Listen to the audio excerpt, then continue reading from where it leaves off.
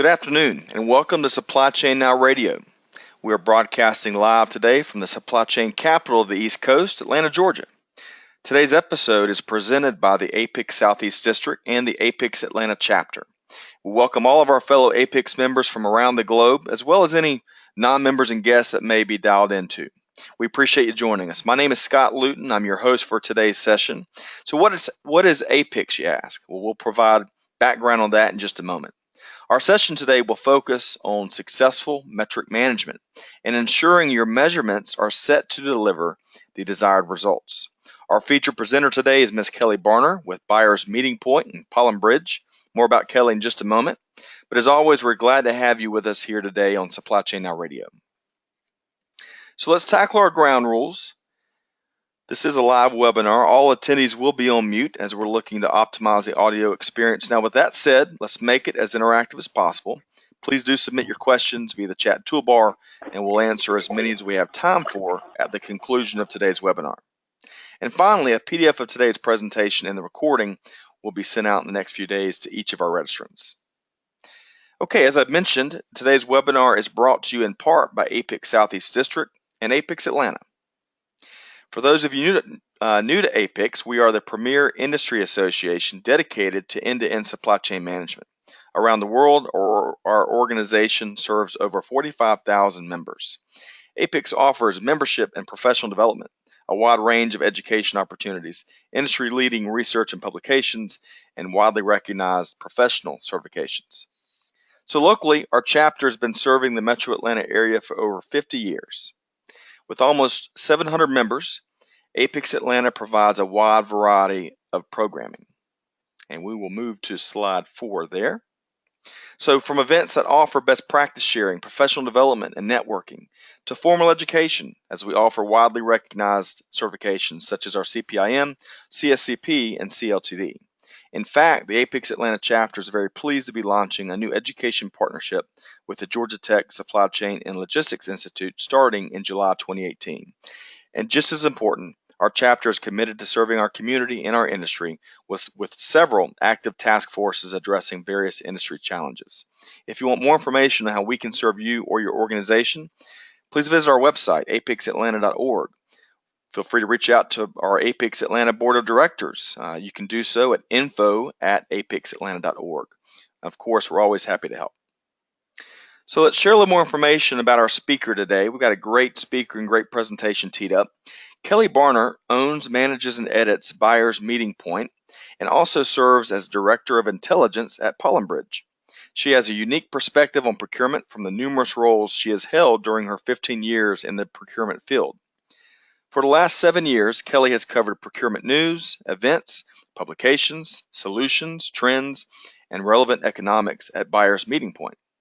Buyers Meeting Point provides the procurement industry with an events calendar, a great blog, active social media network, and a podcast, all of which are trusted sources of information for practitioners and solution providers alike. Kelly has several regular columns throughout the industry, and in the summer of 2016, she was appointed to become the Business Survey Chair for the ISM New York Report on Business. Kelly holds her MBA from Babson College, as well as a Master's in Library and Information Science from Simmons College. She has co-authored 3 books.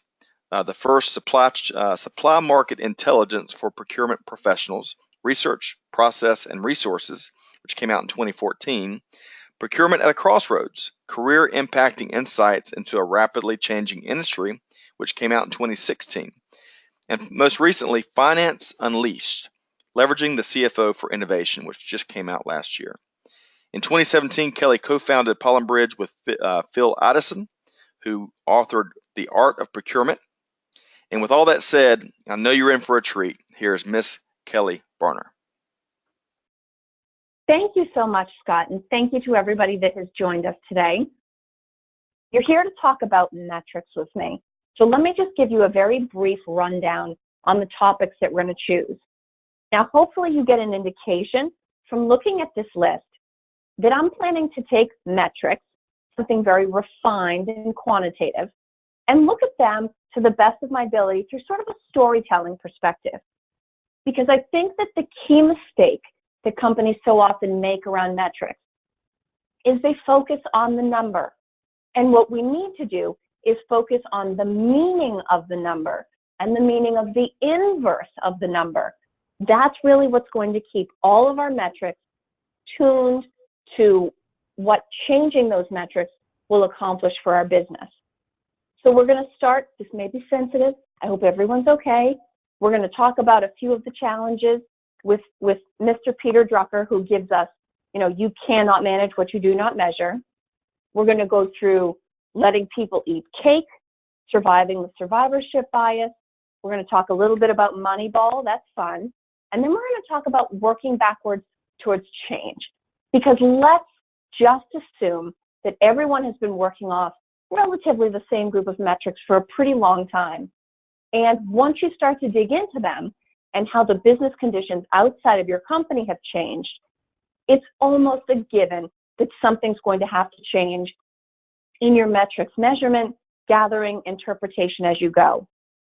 Now, before we move forward, I spend a lot of time monitoring and consuming content in procurement supply chain. And so the industry censors require that I say the following words before we go any further: AI, automation, machine learning, cognitive computing, robotic process automation, and blockchain. I feel like that seems to be a requirement these days. Some webinars, it could actually be like a drinking game. But for today, I'm getting all of that out of the way right from the beginning, and we're going to focus for the next hour on metrics. All right, so poor Mr. Drucker, he's sort of the patron saint of people who are metrics aficionados. He passed away in 2005, and he has been described as the founder of modern management. His writing has been incredibly important to business, and he has contributed in countless ways to both the philosophical and practical foundations of modern corporations. Now, if you know him for anything, you will know him for the quote on this slide: "You can't manage what you can't measure." And I'm not saying that's not true. In fact, it is completely true. The problem is, it's not the only true statement we need to make in this area in order to make progress. So here are a few other things that are equally true. Just because you can measure something doesn't mean that it's important, right? Here's another one. Just because you can measure something doesn't mean that it is the right place to focus. And sometimes you aren't or can't measure something, and that does not make those things unimportant. So we need to keep the whole big picture in place. It's never a defense of a poor metric to say, well, Mr. Drucker, we're measuring it, and so therefore we're managing it. Not necessarily. You can manage a metric and not be managing the operational challenges, the competitive pressures, and the market forces that are ultimately having an impact on your business. Now, if you can remember, this goes back a few years, there was a great commercial for some cable company or other, and there was a guy acting as the traditional consultant, and he said 30% of all statistics are 50% made up. And I love that because I think it's so true. You can start with a metric and allow it to lead you to a truth, or you can start with something you can measure and it can take you wherever it goes, but it may or may not be meaningful. So it's easy to focus on metrics to drive improvement, especially after all of the work that has to go into generating a baseline or deciding on what the metrics should be. But sometimes we do tend to drive the business to improve metrics that are either unimportant or are expired. We do it unintentionally. We do it with the very best of goals in mind, but it's a risky thing to take our eyes off of what metrics really mean. All right, so this story that I'm going to tell you is from Finance Unleashed, and it's the story that sort of gave me the idea for this presentation topic. One of the things that we did in Finance Unleashed is we interviewed directly a whole bunch of different transformational business leaders. In this case, we spoke to Peter Huber, and he was the former transformation lead at IKEA. Absolutely fascinating guy, great sense of humor.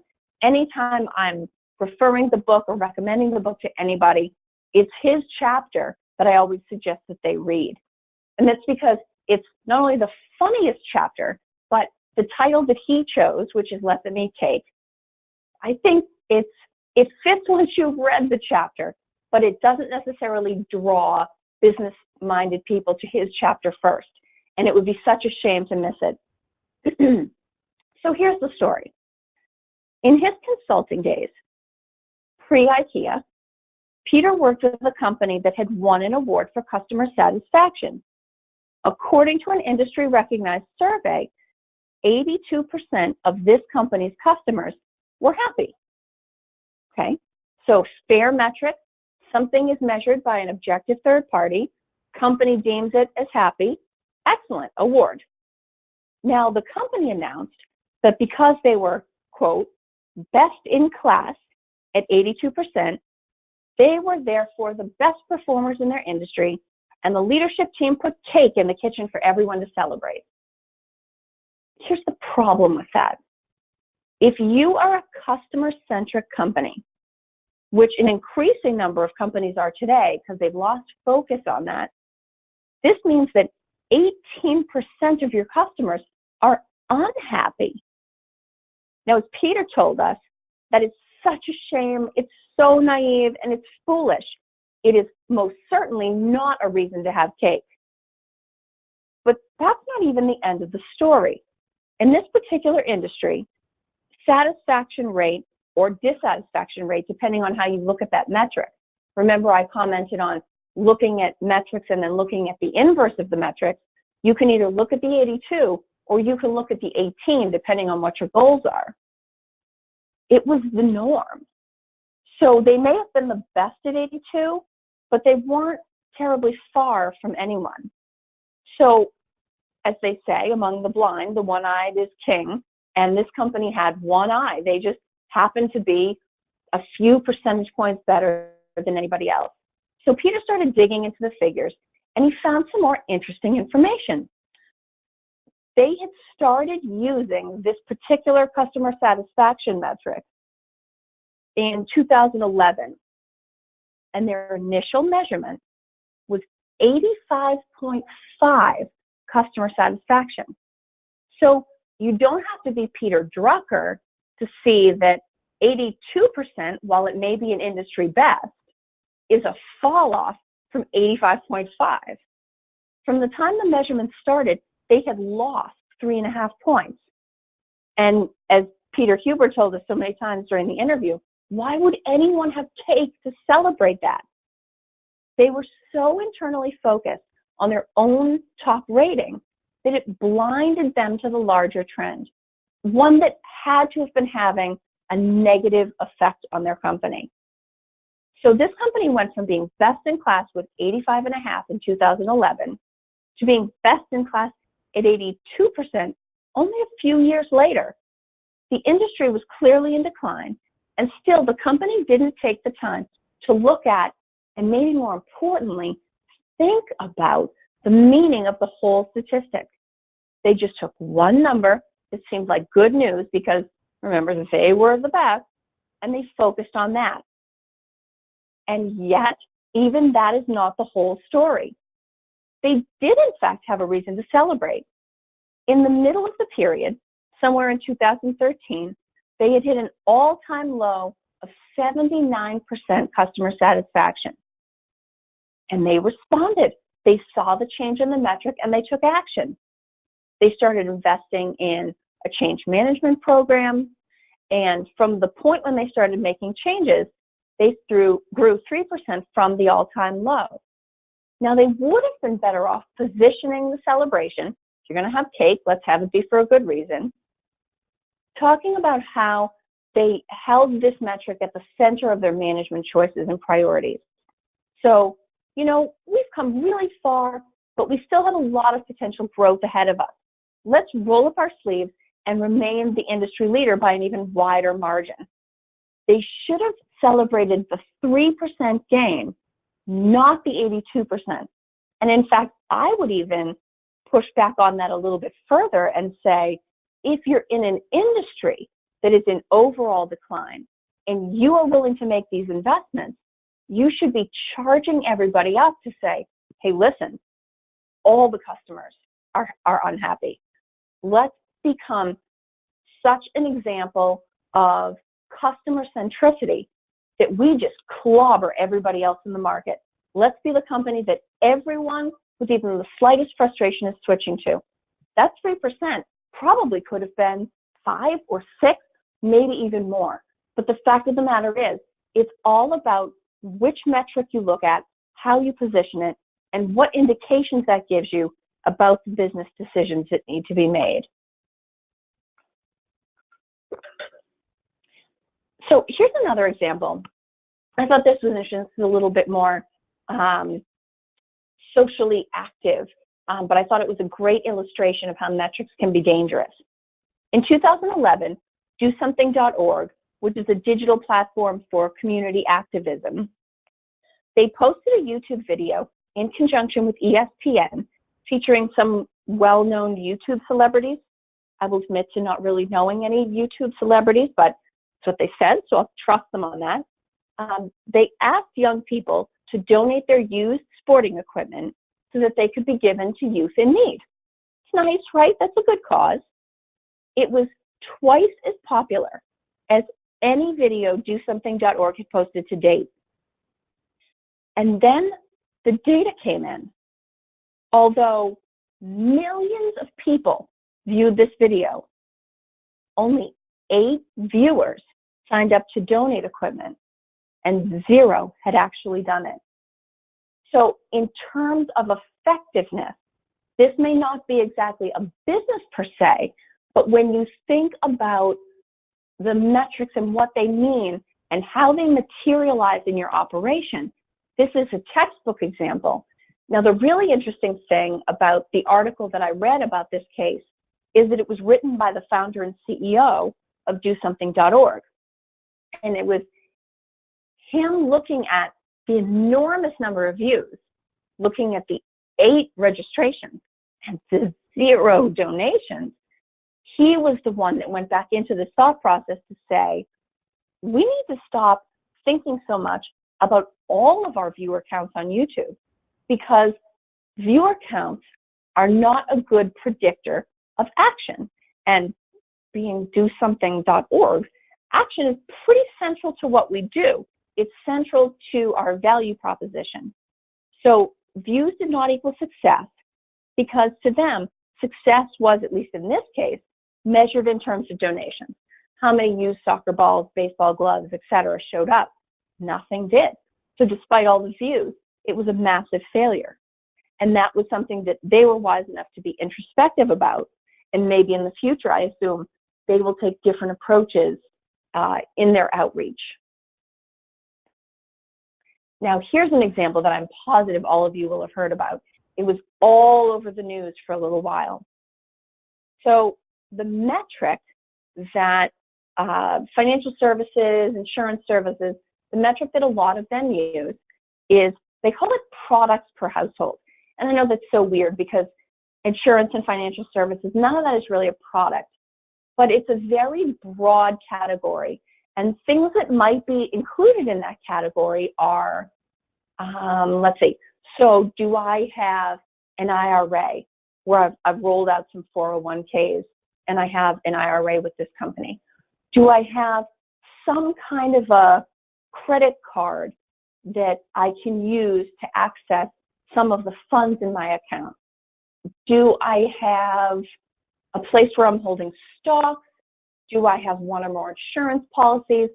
So you get why they call it product, because they offer such a broad range of things that really anything additional, no matter how small, anything additional is considered an additional product.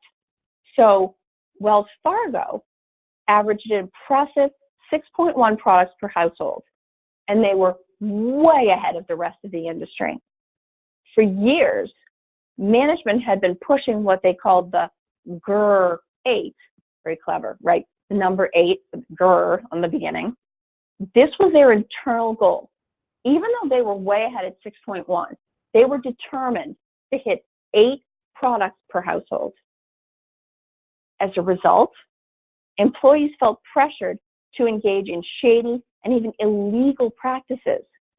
Some Wells Fargo workers went so far as to make up fake email addresses like, and this is not a joke, this is real, noname@wellsfargo.com, because that way they could sign customers for online access to accounts, which counted as a product. So if they could come up with some dummy email address to stick in your account, oh, well, they've worked a little bit closer towards great. Basically, because they were incentivized to maximize products and the pressure was very heavy, they would do anything required to sign customers up for another product. Now, if you look at this quote up here, I would argue that the most important 2 things aren't even in the quote. The most important 2 things are CEO and former, because that's how this story ends. You can't have this sort of thing going on. So John Stump said, I want to apologize for violating the trust our customers have invested in Wells Fargo. I want to apologize for not doing more sooner to address the causes of this unacceptable activity. Well, here's the problem. The cause was not really the steps that his staff was taking to sign more people up. The cause was his stupid, great metric and all of the performance incentives that went along with it. It was his own leadership team's metric causing the problem. And so, of course, it makes sense for him to apologize that. But when you say something like, address the causes, it was central to the company's growth strategy, and it was devastating for Wells Fargo. Okay, so moving on, I promise, Flipper is pertinent here. I love to read, and this idea, I've got the information down the bottom, and you'll see that I've done it a couple places in the presentation. I've cited the book. If you're interested in more about any of these, once you get the deck, please don't hesitate to ask me. Negotiation Mastery, Tools for the 21st Century Negotiator, was written by Simon Horton. He's a British negotiation skills trainer, and he is literally one of the funniest guys you will ever meet. So if you're even the slightest bit interested in negotiation, but a negotiation book sounds dry, I promise this guy's book is an absolute scream. So one of the stories that he tells is he talks about the survivorship bias. And I think it's relevant to metrics because before any of us start kicking ourselves or blaming ourselves too badly about the potential damage we're inadvertently doing with all of our metrics, we have to remember that metrics are actually a very powerful kind of magic. So we can see them, we can track them, we can analyze them, and they tend to give an additional weight to business decisions and recommendations. So it's sort of like the difference between saying, oh, I heard such and such a topic and I learned this fact. I was reading the newspaper, versus saying, oh, you know what some guy on the street told me? I mean, which story are you going to give more weight to? Of course, you're going to, even though it's just reported, you're going to give more weight to the story that someone says they read in the newspaper than you are the factoid that came from the guy on the street, unless, of course, it's Jay Leno. But even so, it's that positioning. It's how we've been trained to think about metrics. If you're flipping through a deck and there's pie charts or bubble charts or scatter plots, right? You look at that and you say, oh, well, they've researched this. They have data. It must be true. And so must all of the recommendations that they make based upon it. The only other thing that I can think of that even has close to the same kind of automatic gravitas is if you think about I call it the big consulting uniform, right? Blue shirts, chinos, polished brown shoes, You get an army of guys in that kind of an outfit walking into your building, they don't even need metrics, right? Everybody's, oh, well, they're big consulting. We should trust them, right? There are things like this in our midst that we have to be willing to question. So back to Flipper. The basic idea behind the survivorship bias is that in this example, we think dolphins are good because all of the stories we hear about dolphins are good, right? They save swimmers, they lead lost boaters back to shore, and so it's become part of our understanding of the world that all dolphins are nice. We use the information available to us to make what seems like a logical judgment call. The problem with this is that we don't know that we have all of the information. We don't even know that we have a representative sampling. As Horton states in the book, we do not know any stories of evil dolphins forcing swimmers away from the shore because we would not hear about them. The victim would not be able to tell us. This is known as the survivorship bias. We make our judgments purely on the evidence of the winners or survivors, ignoring those that were not so successful. So when we focus our attention on the data and metrics we do have, we assume that they're representative because there is nothing to look at for the things we are not currently tracking. How do we know where there's a critical gap in our performance metrics? And I would argue this is one of the biggest challenges. It's like knowing what you don't know. What is it that we can be tracking or should be tracking, but that we're not? That is a very, very hard question to answer. But it's one of the most important, and it's something that needs to be asked and answered and discussed on a regular basis if companies are going to keep their priorities and decision-making on the right track.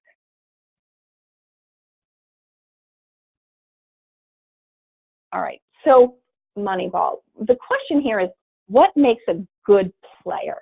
In this case, in baseball. So with recruiting, teams used to focus on one single number, team batting average, when they talked about scoring runs. But after doing a proper statistical analysis, the Oakland A's front office recognized that a player's ability to get on base was a much better predictor of how many runs he would score. And for a time, at least until the other players caught up, players with an ability to get on base were less expensive than players with a higher batting average. Now, in business, that's what we call value. So as a result, they were able to recruit winning players without breaking the bank and get better team performance. So this is an example. So often I think all metrics kind of take a little bit of a hit because people will talk about them being like looking at your business in the rearview mirror, right? When you study metrics, you're looking at, yes, well, that's what happened last month or last quarter or last year. But metrics can also have incredible predictive value. So in this case, you're looking for associations. When you look at proven success cases, so if in this case, we're defining success as how many runs an individual player can score, we look at the players that have scored the right numbers, and we look back and see, well, what did they have in common?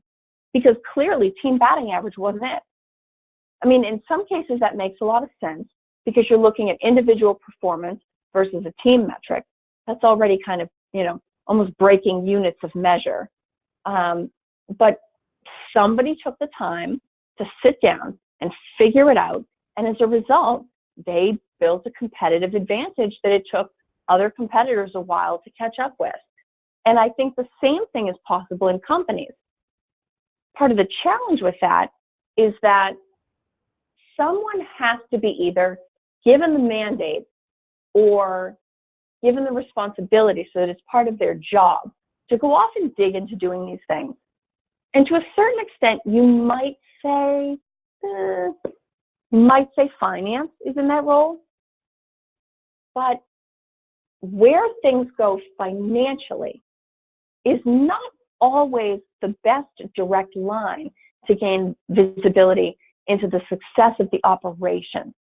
I think sometimes it requires a little bit too much of a leap to go from financial observation to what needs to happen operationally. Obviously, if your top line is falling, hello, something's wrong, time to take drastic steps. But when you're a company that's mature and you've been around for a while, and you're not trying to go into survival mode or, something drastic, you're trying to refine tiny things. What can we do to eke out a little advantage here? What can we do to press ahead or do something really clever over there? You don't have the right kind of resolution when you're working with a financial metric to make the changes you need to directly in operations. So anybody that has an interest in this and can be given the time to work on it, there's a lot of thinking that has to go into these metrics. Someone on the A's team had to sit down and focus and say, you know what? I am just going to do statistical analysis. I'm going to run the numbers until I find out what it is. And that requires quite a bit of dedication.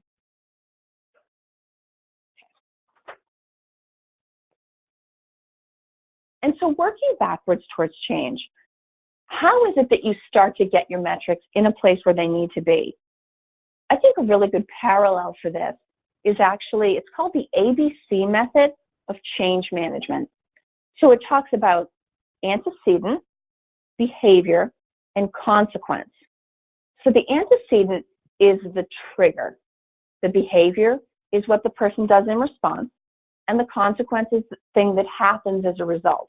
So the thing that I always have to remind myself when I think about consequence, anybody that's a parent, I know this is a stretch, but I promise consequence is not always a negative thing.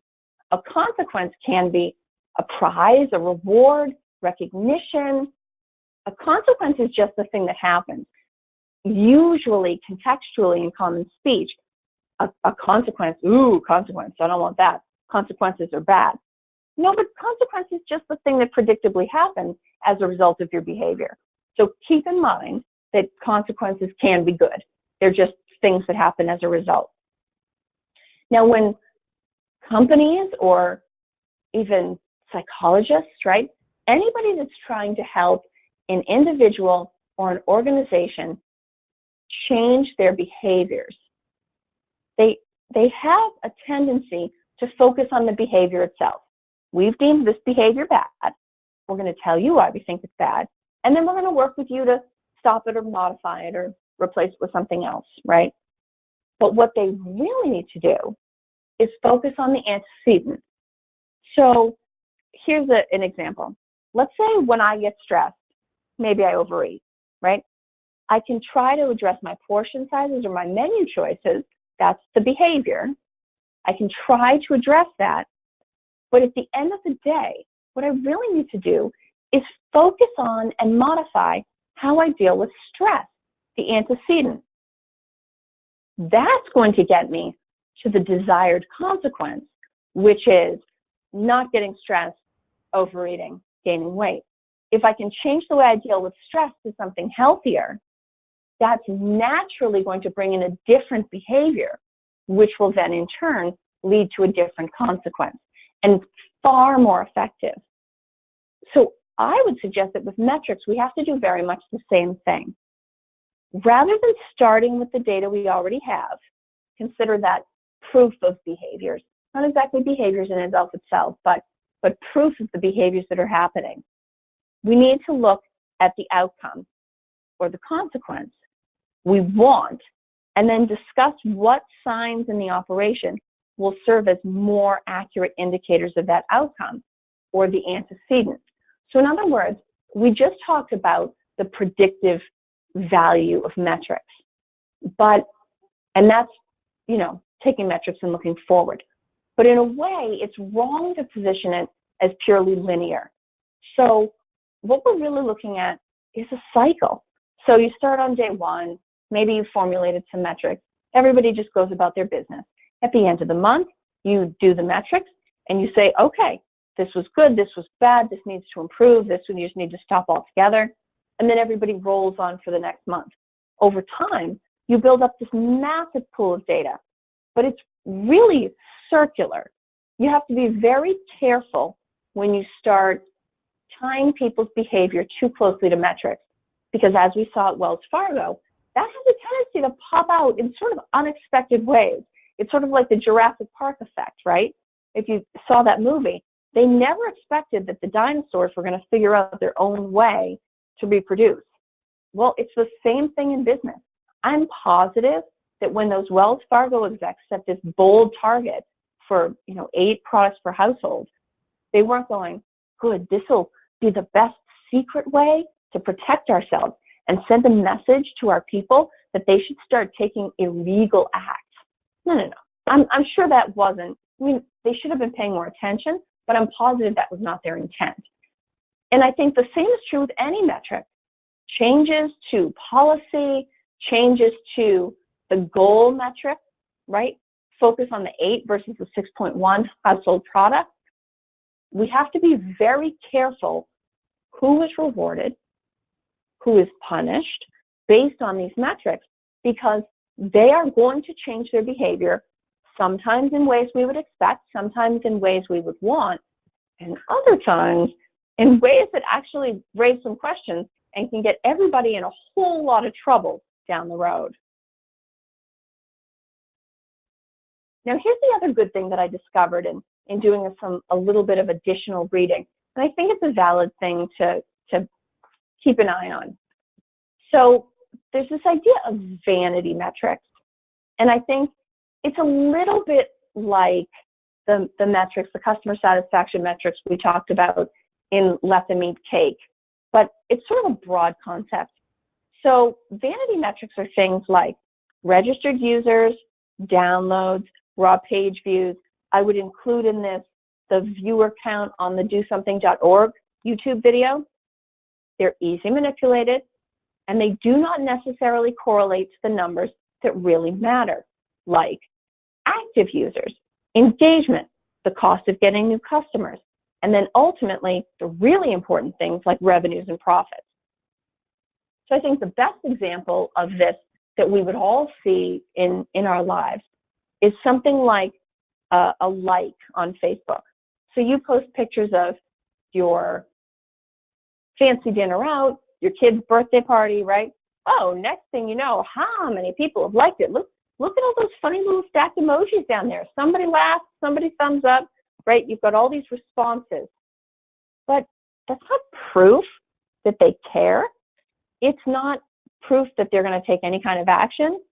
And to tell you the truth, it doesn't even mean they looked at your pictures, right? It could be as simple as they were bored, stuck in a train, or waiting for their table at a restaurant, and they're scrolling through Facebook, and they like you, because you're likable, and they're flipping through Facebook, and they, oh, I haven't seen anything from him for a while. Oh, I like that. It means nothing. But the danger of it is that it makes those of us receiving the like, it makes us feel good. Oh my gosh, 87 people like these pictures of my kid's birthday party. I must be a great birthday party planning mom, pat on the back, kudos to me, right? But it doesn't actually have any real meaning. And I love my Zoolander, right? This is where you have to reality check and say, okay, when am I doing something that's productive? And when am I being drawn forward by that special magic that I talked about metrics having? And I'm doing something just to improve this metric because it makes me feel good, not because it improves the performance of the business. I think that's an important question to ask. I think it absolutely goes back to cake, right? Hey, being told by a third party that you're best in class for customer satisfaction, nobody likes a party pooper. You say, yes, but it's only 82%. Oh, geez, just accept the award and eat your cake, right? But internally as a company, you need to say, listen, guys, we squeaked through this year and we got the award, but the fact of the matter is this is going in the wrong direction. You need to look at why is this metric important? Who is this metric helping? And why are we tracking it? Are we tracking it because it makes us feel better? Or are we tracking it because it drives our choices?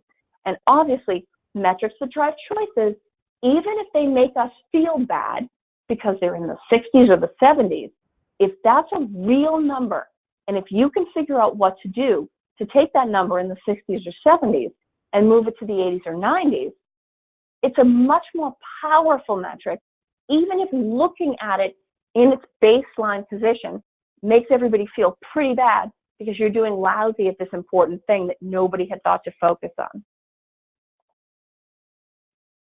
So as I kind of wrap up here, I just wanted to share a few questions that you might ask yourself or include in a team meeting when you start thinking about the validity of the metrics that you have selected and the validity of any new metrics that anybody has proposed be included.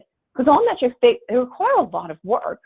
You have to pull the data, you have to cleanse the data, you have to analyze, track it, baseline it. It is a ton of work. So a lot of thought should go in every time that you're thinking about having a new metric. So do improvements in the selected metrics drive the desired business outcomes? So for instance, I would love to know for that company with the 82% customer satisfaction rate, you know, they had come from 79, no, they had come from, 79, they'd gone up to 85.5, then down to 82. I would love to plot that against what did their revenues do during that same time period? What did their customer retention do during that same time period? What was their new customer rate during that same time period? Making sure that good metrics reflect good results by lining them up with other metrics. Sometimes metric versus metric is the best way to actually get to meaning. Because if you can see there's a metric, like in the Moneyball example, that we're all focused on this team batting average thing, but getting on base is a better metric, you should be able to see that in terms of the overall results. If you find yourself constantly saying like, I don't know, maybe we're on a bad streak. We keep picking these guys that are supposed to be good and we don't get the results we're supposed to. Well, it's a pretty good indication that you're using the wrong metric to select them. Do the values of the metrics align with the results being seen, right? So that's that same point. If you're using the metrics that you think are valid, do the metrics measure up to that, or does it look like there's conflict? Because if there's conflict between what the metrics say, either good news, bad news, or stability, and you look at the results being seen and it's different, you've got misalignment. There's no correlation and you need to pick another metric. Are there business objectives that are not paired with quantitative information? So usually a company will have a few select very important central goals over the course of a year. It's really hard, especially nowadays when so many companies are value-oriented. More and more companies are working in an as-a-service model. So there's not widgets to be counted, right? There's a lot less stuff moving around. But if you have an objective, how will you know you've achieved it? And the answer to that question needs to be one or more metrics. There has to be a way to measure that performance, because otherwise you're never going to be able to say that you achieved that goal. And so sometimes if it's a new goal, maybe the company is going into a new market or branching off in a slightly different direction, there needs to be metrics that address that. So that's a great opportunity because it's no one's fault, right? It's a new direction the company's taking. You say, okay, I see that these are our objectives for the year. How are we going to know we've hit them? What metrics are we using? What do we already collect? What should we start collecting? Making that a part of the central process will make the overall metrics program much stronger from the outset on each objective. And then finally, what will serve as evidence that you have achieved a specific objective? So if you're trying to prove internally, if you want to be able to discuss externally, I mean, it's the flip side of the power that metrics have, right? They come with such razzle-dazzle. We all give them a lot of weight. It's very natural. You're skimming an article, you see metrics, you see someone has cited a source. that does give an awful lot more weight to what they're actually saying. But at the same time, as much as we should question that, if we can go to the leadership team and put in front of them meaningful metrics that don't necessarily tell a happy story today, but that you have ideas on how to fix, that is also a powerful metrics magic, because that is demonstrating someone is seeing the effects of this in the company somewhere. And we have found not only the way to fix it and improve it, we found the way to measure the change. That's incredibly powerful. And so none of this should indicate that metrics are bad or untrustworthy. It is just simply a matter of using them right, questioning them, and making sure that we have the right metrics in place for what we're trying to achieve.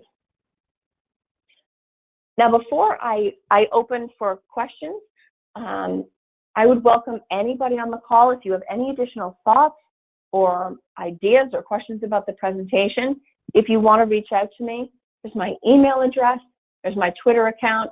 In terms of LinkedIn, I don't have one of those snazzy LinkedIn links. It's just my name with a million random numbers after it.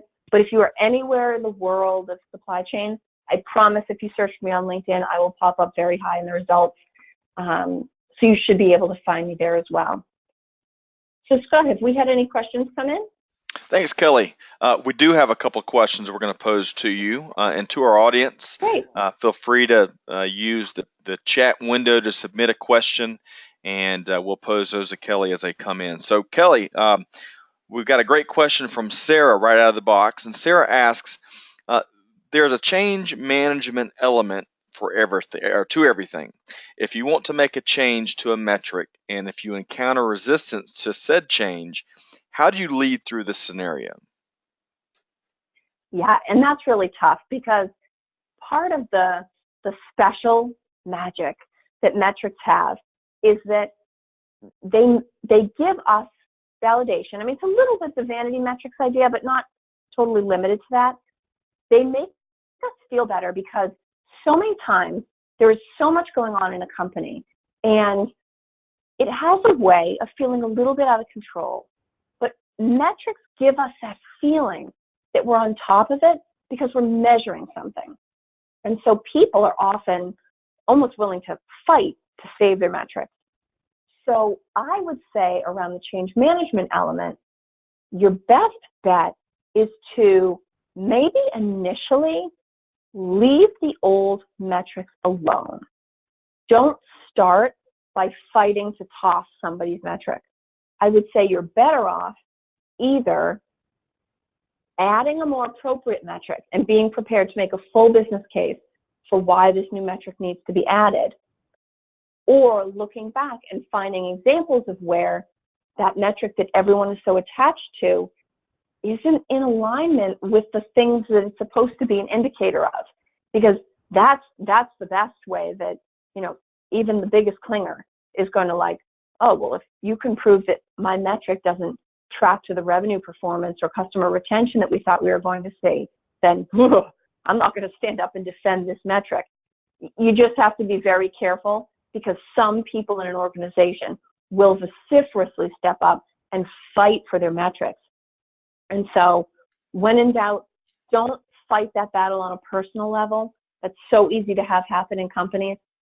Start with the addition of a metric, make a valid business case for why it needs to happen, and then over time move on to, you know, we've been measuring this new metric for a while and it's giving us some really good actionable feedback, but a little concerned about this other metric over here. I think it might just be out of date, and take it from that perspective instead of attacking head on.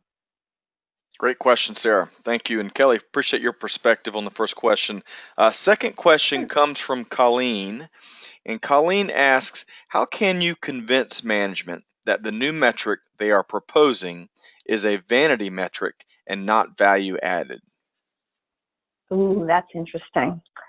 Yeah, and that's another one of those where you have to be careful, because you certainly don't want to be the one that stands up in the meeting and says, are you suggesting this because it's going to make you feel better about yourself at your like CEO get-togethers? But it's a great question. And I think the best thing about metrics is that the answer to the question is sort of embedded in the metric itself. So it comes down to a series of questions around, what does this metric really tell us? So, okay, I understand we're calling the metric, whatever. And these are the data inputs. How do we connect that to what we want our target customers to do, right? There should always be an action. Make sure that you're not taking people up to that, like, oh, I liked it, I watched it, whatever, but I didn't actually engage. Make sure there's proof of that engagement, and then find another metric to compare it to. So if you're able to say something like, okay, I'm looking over time at this vanity metric. I mean, we think it's a vanity metric, right? I'm looking over time at this new metric. We'll go more neutral. And then I'm looking at some of our other metrics, and they seem to be a little bit out of line. What do you think that means, right? Because there has to be a connection between what the company is trying to accomplish and what the story that the metric tells, in order for it not to be a vanity metric. I think if you can get to, the funny thing is, coverage is so difficult for companies to get.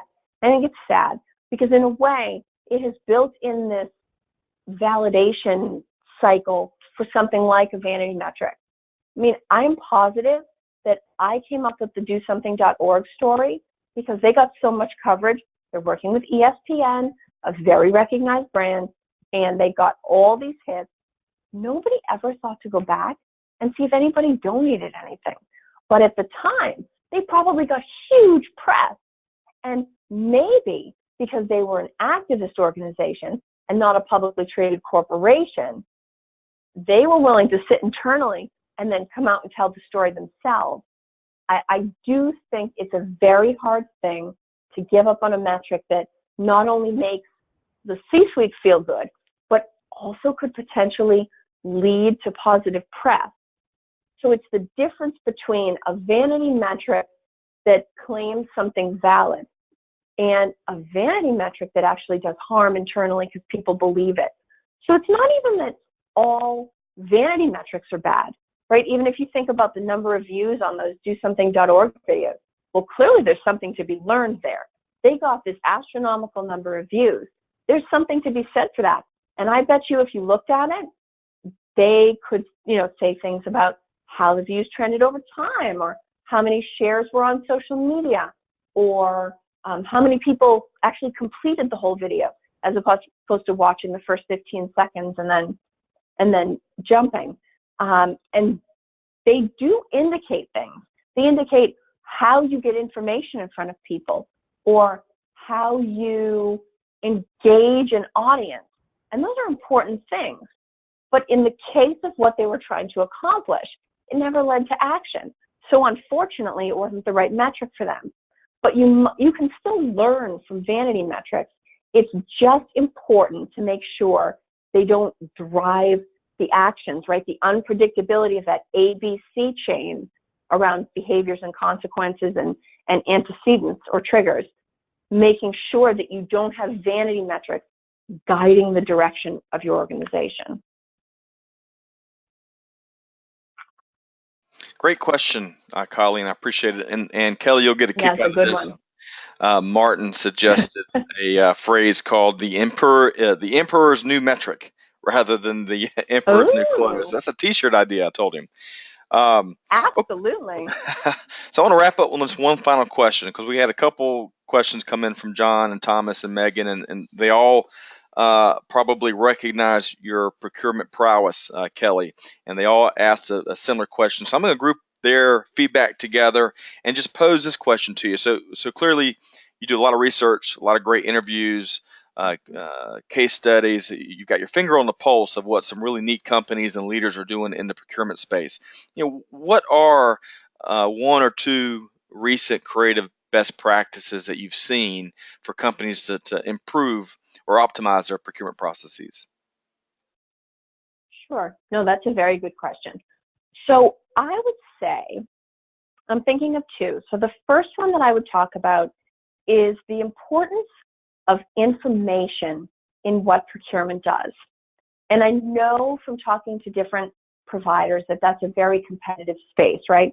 So there's analyst reports, there's like subscription fee-based information services. There's all these things out there competing for everyone's attention. And then there's, all the free alternatives. I think how procurement organizations consider and position and interact with the information available to them, either about approaches, about companies, around industries, around supply chain management, I think that's huge right now, because as an increasing number of our suppliers become knowledge-based, we need to be just as knowledge-based in our approach to the market. So a lot of procurement organizations have moved beyond the, volume leverage pricing discount stuff. It's no longer like, well, if we buy all our widgets from you, how much will you cut off the per item price or the per case price? Instead, it's about understanding the bigger picture. It's about understanding the supply chain they function in, understanding where they actually add value. And I think a lot of times that would change the decisions people make around who they choose to work with and what level of sharing they engage in with those suppliers. So being well informed, being well read, it bothers me, this notion that reading is a passive activity. When you're in a profession like procurement supply chain, you need to be informed. Reading is not a passive activity. It's an active one. It's like arming yourself to be able to ask good questions about metrics or suggest creative alternatives. I'm seeing a lot of companies start to put very smart and, ironically, very inexpensive programs in place that elevates the importance of information and intelligence and understanding, subject matter expertise, really, within their organization. So that is one trend that I am seeing. The other trend, and this sort of violates my opening joke, is things like cognitive computing and robotic process automation. Now, I will tell you right up front, this is not a thing to feel bad about. The majority of projects in those areas are pilot phase at best. So this is not an area to feel guilt, but it is an area to build understanding. So if you find that something like RPA or cognitive or even blockchain, right, you hear about it so much. If you don't have a fundamental understanding of these topics, you need to go get it, because they are coming. And we need to be ready to have informed conversations with our executives when they call us up and say, all my buddies keep talking about, cognitive computing, and are we incorporating it?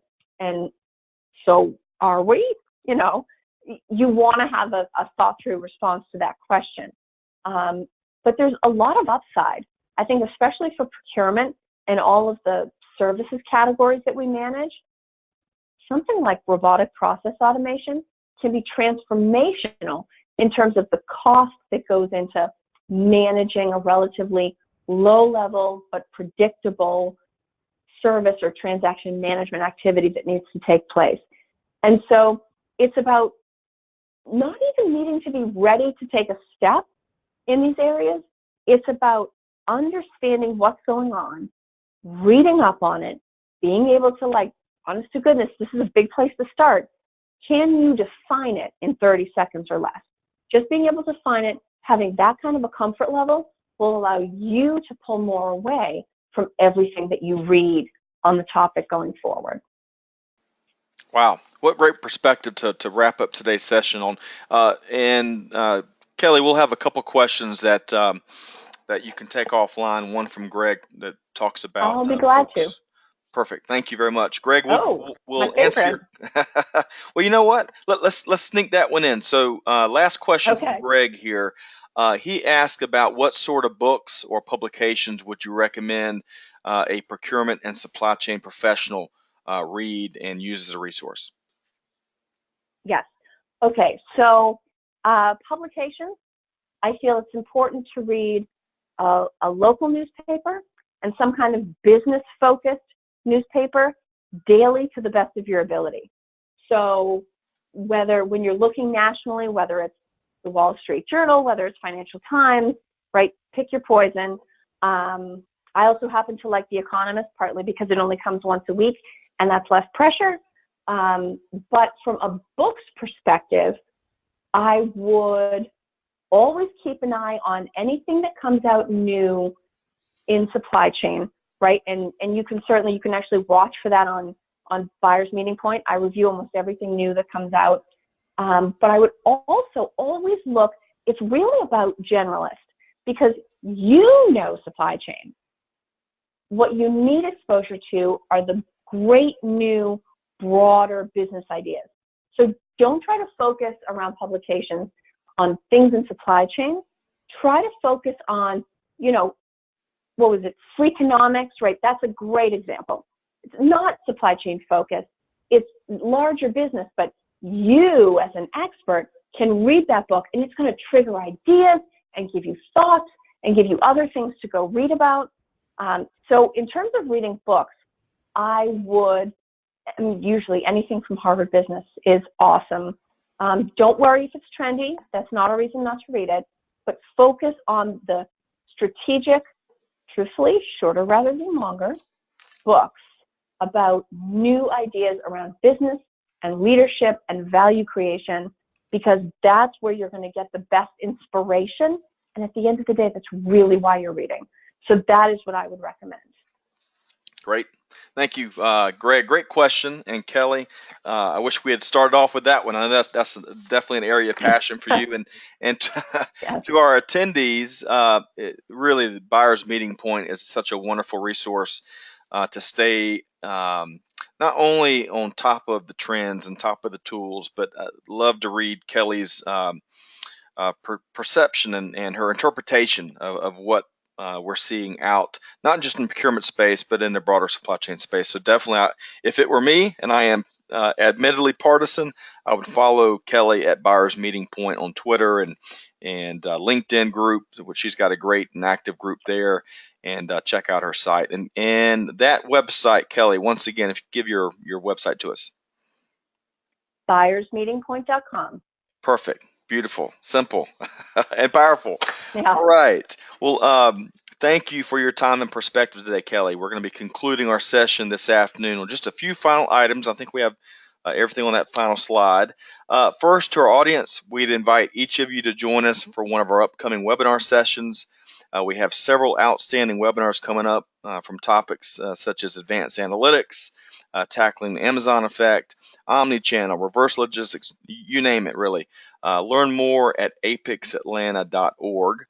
Secondly, if you're in the state of Georgia and you want to engage the next generation of students, we'd welcome you to join us for our Supply Chain 101 initiative, where we're taking teams of volunteers into elementary schools to talk supply chain with students. So contact us at more information. You can reach out to us at info@apicsatlanta.org. Thirdly, don't miss our upcoming workshop in Atlanta with Bo Groover of the Effective Syndicate. Lead the people and manage the process on June 15th. Kelly, you heard that phrase once or 1,000 times? A couple times, maybe. Finally, as we mentioned earlier, APICS Atlanta is launching a new aspect to our current partnership with the Georgia Tech Supply Chain and Logistics Institute. Georgia Tech's going to be hosting and facilitating our CSCP and CLTD training as of July 2018. We're going to be conducting these sessions in 2.5-day boot camp style sessions. And the first sessions are going to take place the week of July 23rd. So contact us for more information on this exciting professional development opportunity at a world-class institution. And of course, in general, feel free to reach out to me if there's anything we can do to serve as a resource for you and your organization. Kelly, right before we sign off, any final thought for our audience? Any final thoughts would just be, don't hate your metrics. Just make sure you know them as well as you can. Perfect. Awesome. So as we wrap up today, we'd like to give a big thanks to our guest speaker, Kelly Barner of Buyers Meeting Point and Pollen Bridge for this presentation and her helpful perspective. We'd also like to thank our sponsors, APICS Atlanta and TalentStream. Of course, a big thank you to our audience for participating. On behalf of Supply Chain Now Radio, this is Scott Luton concluding today's episode. Have a wonderful week, and we hope to reconnect with you again real soon. Thanks, everyone.